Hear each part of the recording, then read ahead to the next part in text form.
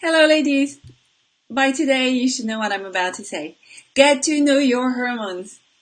Hello, this is Audrey Sourroubille Arnold. I'm a certified women's health and nutrition coach, author, speaker, coach, and mentor to mompreneurs.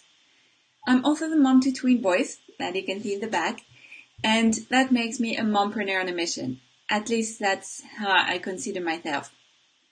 I know how important it is to find balance between the different hats I'm wearing: mom, wife, entrepreneur, friend, woman, and a few others like many of you out here. I have made it my mission to empower other mompreneurs to create more health, balance, fulfillment, and success in their lives through the use of the Optimized Woman Formula, a proven 5-step system that I created through years of coaching. As part of the hormones assessment, which I hope you did, and if you didn't, I invite you to take it. You'll find the link into the comments.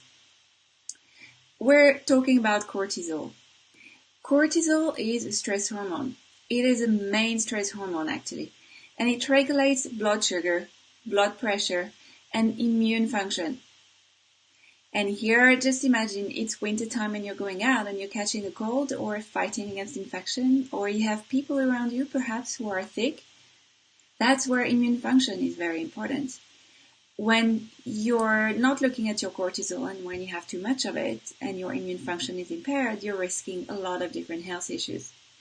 And here in Switzerland with winter just coming full blown, then it's very important to look at our immune function.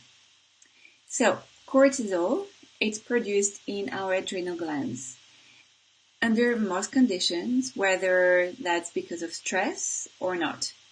Cortisol is the balance of melatonin. Melatonin is our sleep hormone. Cortisol is the hormone that gives us energy and supports us throughout the day. It's good when it's in balance, and it's not when we're producing too much or too little of it. So, whenever you react to stress, your body responds by producing the adrenal hormone cortisol, what we talked about. This competes with progesterone use in the body. We'll talk about progesterone tomorrow. But for now, what you need to know is that the more cortisol you're producing and the more imbalance you're creating in your body. Why? Because your body is going to be using cortisol instead of using the other hormone that it needs. So, after a long period of stress, that can lead to specific imbalances like estrogen dominance and deficiency in progesterone. And too much stress will also result in a dysfunction of the adrenal glands and a deficiency of cortisol, which causes, again, hormonal imbalance. And I know I'm repeating myself, but really take the questionnaire, have a look at the symptoms. A lot of the time we're thinking, oh, it's just normal for me to be tired after lunch, after I eat. No, it's not. Why would it be? I mean, you're eating in the morning, yet you don't want to sleep after having had breakfast, right?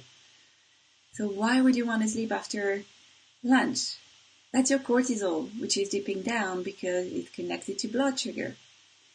And so, looking at the different symptoms on the questionnaire, you'll get a better overview of how cortisol is working for you. Are you producing too much or not enough?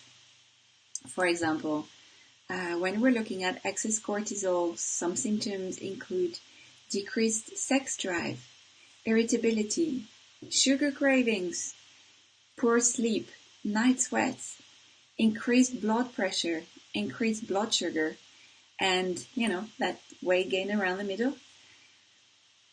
Cortisol deficiency, on the other hand, includes symptoms such as unstable blood sugar levels and debilitating tiredness. And, it's possible to have high and low cortisol symptoms. Why?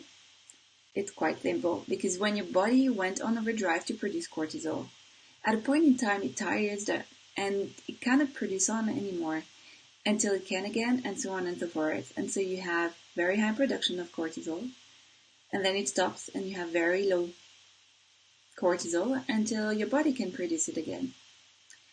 And when you have both high and low cortisol symptoms, then the tiredness is exacerbated by stress and poor diet, and it manifests itself in two stages, which are the two stages of adrenal fatigue. So the first stage one includes allergies, candidiasis, fatigue and insomnia, premenstrual syndrome, a loss of libido, susceptibility to viral infections, and low blood pressure. And stage 2 includes alcohol intolerance, chronic fatigue and weak muscles, depression, headaches, and unstable blood sugar levels.